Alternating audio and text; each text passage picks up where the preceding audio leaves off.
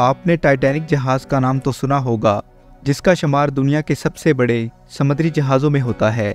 ये तो हम सब जानते हैं कि ये टाइटैनिक जहाज़ 1912 के दौर के लिहाज से दुनिया का सबसे बड़ा समुद्री जहाज़ था, जो कि समंदर में कुछ लापरवाहियों की वजह से डूब गया था। आज की इस वीडियो में हम जानेंगे कि दुनिया का सबसे बड़ा टाइटैनिक जहाज़, जिसे कभी भी ना डूबने वाला जहाज़ भी समझा जाता था, लेकिन वो कैसे चंद गलतियों की वजह से समंदर के मरकज़ में डूब गया और अपने साथ सैकड़ों जिंदगियों को निगल गया। और टाइटैनिक जहाज़ के अलावा एक और समुद्री जहाज़ कारपैथिया का इस हादसे से क्या ताल्लुक़ है, तो चलिए जानते हैं अपनी आज की इस वीडियो में। ये बात है 10 अप्रैल 1912 की, जब टाइटैनिक जहाज़ ने अपना पहला सफ़र शुरू करना था और ये सफ़र साउथहैम्पटन से न्यूयॉर्क तक का था। इस वक्त लोग इस जहाज़ के मुकम्मल तौर पर दीवाने हो चुके थे। लोग इस टाइटैनिक जहाज़ को देखने के लिए बेसब्र थे और कुछ लोग इसमें सवार होना अपनी खुशकिस्मती समझ रहे थे, क्योंकि टाइटैनिक जहाज़ उस वक्त का दुनिया का सबसे बड़ा जहाज़ था। और ये सिर्फ दुनिया का बड़ा जहाज़ ही नहीं, बल्कि शाहाना अंदाज में तैयार होने वाले इस जहाज़ में हर तरह की लग्जरी सहूलियात मौजूद थी, जो कि लोगों की तवज्जो का मरकज़ बनने लगी। लोग ये सोचकर हैरान थे कि एक जहाज़ में इतनी सहूलियात कैसे मुयस्सर हो सकती है, क्योंकि उस वक्त दुनिया में इतना जदीद दौर नहीं था। और यह भी माना जाता है कि तकरीबन 1 लाख से भी ज़्यादा लोग इस टाइटैनिक जहाज़ को देखने आए थे। ये जहाज़ 269 मीटर लंबा और 53 मीटर ऊंचा था। आमतौर पर देखने पर इसकी ऊंचाई तकरीबन 10 मंजिला इमारत जितनी थी। ये जहाज़ जितना बाहर से देखने में खूबसूरत दिखाई देता था, इससे भी ज़्यादा ये जहाज़ अंदर से आलीशान था। इसमें 2 बड़े बड़े ground hall, swimming pool, gym, 4 restaurant, library, Turkish bath, electric bath और एक बार्बर शॉप भी मौजूद थी। अगर इस जहाज़ को चलता फिरता लग्जरी होटल कहा जाए तो गलत ना होगा।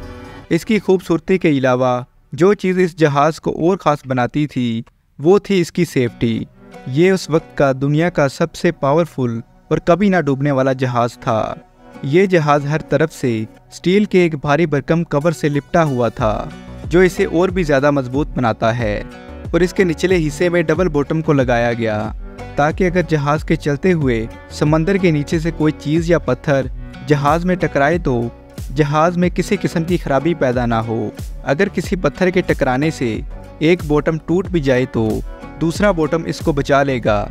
इसका एक और सेफ्टी फीचर था, जो इसे और भी ज़्यादा ताकतवर बनाता था। वो था इसके निचले हिस्से में सेफ्टी कंपार्टमेंट। इसके निचले हिस्से में 16 सेफ्टी कंपार्टमेंट को बनाया गया और इनको मुकम्मल तौर पर खाली रखा गया। ये इसलिए बनाए जाते हैं कि अगर जहाज़ के समुद्री सफ़र में जाते हुए नीचे के हिस्से में किसी वजह से लीकेज पैदा हो जाए तो पूरा का पूरा जहाज़ पानी में नहीं डूबेगा, बल्कि जिस सेफ्टी कंपार्टमेंट में सुराख हो जाएगा, तो इस सुराख से जो पानी जमा होगा वो एक सेफ्टी कंपार्टमेंट में जमा होगा, जिससे पूरा का पूरा जहाज़ समंदर में डूबने से बच जाएगा। इतने ज़्यादा सेफ्टी फीचर होने के बाद इस टाइटैनिक जहाज़ का समंदर में डूबना नामुमकिन था। इस जहाज़ को व्हाइट स्टार कंपनी ने 3 सालों में तैयार किया था। आखिरकार ये जहाज़ 2 अप्रैल 1912 को बनकर तैयार हो जाता है और इस जहाज़ को अपने पहले सफ़र के लिए 10 अप्रैल 1912 के लिए रेडी किया जाता है। उस वक्त इस जहाज़ में उस वक्त के तमाम बड़े बड़े लोग सवार हुए, जिनमें बहुत से कारोबारी और सियासत के ताल्लुक़ रखने वाले अमीर लोग शामिल थे। और इनमें कुछ लोग ऐसे भी थे जो इस जहाज़ में सवार होकर अमेरिका जाकर अपनी ज़िंदगी को दोबारा से शुरू करने वाले थे। इस जहाज़ के पायलट एडवर्ड जॉन स्मिथ थे, जो कि 62 साल बुजुर्ग थे। इस टाइटैनिक जहाज़ में 2240 अफराद सवार थे, जिनमें आमो खास तमाम अफराद शामिल हैं। आम तौर पर साउथहैम्पटन से न्यूयॉर्क तक का सफ़र 7 से 8 दिनों में मुकम्मल होता है, लेकिन टाइटैनिक कंपनी व्हाइट स्टार ये चाहती थी कि ये जहाज़ सिर्फ 6 दिन में न्यूयॉर्क पहुंच जाए, ताकि लोग इसके पावरफुल इंजन और इसकी तेज़ रफ्तार से वाकिफ़ हो जाएं। इसलिए इन्होंने पायलट को जहाज़ की स्पीड को तेज़ रखने का ऑर्डर दिया और किसी भी हाल में स्पीड कम ना करने का कहा। आखिरकार टाइटैनिक जहाज़ अपने सफ़र को रवाना हो जाता है। टाइटैनिक जहाज़ के रास्ते में बहुत से आइसबर्ग होने का खतरा था, जो कि पानी के ऊपर मौजूद बड़े बड़े बर्फ़ के ठेले होते हैं, और वो एक बड़े से बड़े जहाज़ से भी टकरा जाए तो चंद लम्हों में तबाह कर देते हैं। ये आइसबर्ग ग्लेशियर का एक हिस्सा होते हैं। एडवर्ड जॉन स्मिथ ने इन सब बातों को जानते हुए न्यूयॉर्क का एक थोड़ा ज़्यादा लंबा रास्ता चुना जो कि बिल्कुल सेफ था और इसमें किसी भी आइसबर्ग के होने के चांस बहुत कम थे। जैसे ही जहाज़ अपने आधे रास्ते में पहुंचता है तो जहाज़ में मौजूद रेडियो ऑपरेटर को वायरलेस रेडियो से एक बड़े आइसबर्ग होने की वार्निंग मसूल होती है जो कि टाइटैनिक जहाज़ से अभी 1 दिन की दूरी पर होता है। 14 अप्रैल को टाइटैनिक जहाज़ को एक बहुत ही ज़्यादा बड़े आइसबर्ग होने की दूसरी वार्निंग मिलती है। इस जहाज़ में जहाज़ का मालिक जोसेफ ब्रूस भी था जिसे इस वार्निंग के बारे में इतला दी जाती है, तो इसने इन वार्निंग्स को नज़रअंदाज कर दिया और इसने कहा कि समंदर में आइसबर्ग होना एक आम सी बात है और ये कभी ना डूबने वाला जहाज़ है। और इसने पायलट को स्पीड कम ना करने का कहा ताकि ये जहाज़ सिर्फ 6 दिनों में अपनी मंजिल तक पहुंचकर अपनी रफ्तार का रिकॉर्ड कायम कर दे। ऐसे ही रात की तारीखी में टाइटैनिक जहाज़ को 5 और वार्निंग्स मिलती हैं, लेकिन ये इस वार्निंग्स को नज़रअंदाज कर देते हैं।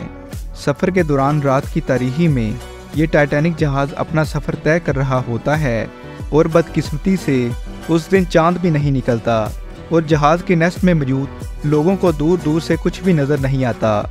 इस वक्त जहाज़ 40 किलोमीटर फी घंटा की स्पीड से सफ़र कर रहा होता है। अचानक से नेस्ट में मौजूद लोगों को दिखाई देता है कि सामने एक बर्फ़ का बहुत बड़ा आइसबर्ग मौजूद है।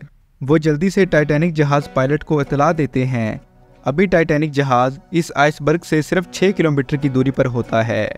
जहाज़ के पायलट जल्दी से इस आइसबर्ग से खौफज़दा होकर जहाज़ के रिवर्स इंजन को ऑन कर देते हैं और जहाज़ को लेफ़्ट साइड पर मोड़ने की कोशिश करते हैं, लेकिन जहाज़ बहुत ज़्यादा बड़ा होने और जहाज़ की बहुत ज़्यादा स्पीड होने की वजह से टाइटैनिक जहाज़ को मोड़ते हुए बहुत वक्त लग जाता है। तब तक ये टाइटैनिक जहाज़ इस बड़े से आइसबर्ग से मोड़ते हुए लेफ़्ट साइड से टकरा जाता है, जिसकी वजह से इसके बॉटम वाले हिस्से के ऊपर वाले पोर्शन पर बहुत बड़ा क्रैक हो जाता है और इसके 8 सेफ्टी कंपार्टमेंट्स पानी से भर जाते हैं, जिससे जहाज़ डूबने के चांसेस बढ़ जाते हैं। इस वक्त रेडियो ऑफिसर दूसरे जहाज़ों से मदद मांगने के लिए रेडियो सिग्नल्स भेजते हैं, लेकिन बदकिस्मती से इनके करीब इस वक्त कोई भी जहाज़ मौजूद नहीं होता जो कि इनकी मदद कर सके। रात के 11:30 पर यह टाइटैनिक जहाज़ आगे से डूबना शुरू हो जाता है और ये जहाज़ आगे से समंदर के अंदर चला जाता है और बहुत से लोगों को लाइफ बोट के ज़रिए जहाज़ से रवाना कर दिया जाता है। लेकिन इस वक्त टाइटैनिक जहाज़ पर सिर्फ 20 लाइफ बोट्स मौजूद थी और एक लाइफ बोट में सिर्फ 65 लोग सवार हो सकते थे, जबकि जहाज़ पर 2240 लोग मौजूद थे। टाइटैनिक जहाज़ में रहने वाले अफराद की तादाद तकरीबन 1500 थी। इस वक्त 2 घंटों बाद इसके करीब एक बोट से सिग्नल आता है जिसका नाम कारपेथिया होता है। वो टाइटैनिक जहाज़ की मदद करने के लिए इसकी तरफ रवाना हो जाता है, लेकिन ये अभी टाइटैनिक जहाज़ से 107 किलोमीटर दूर होता है। इसे इसके पास पहुंचने के लिए 4 घंटे दरकार थे।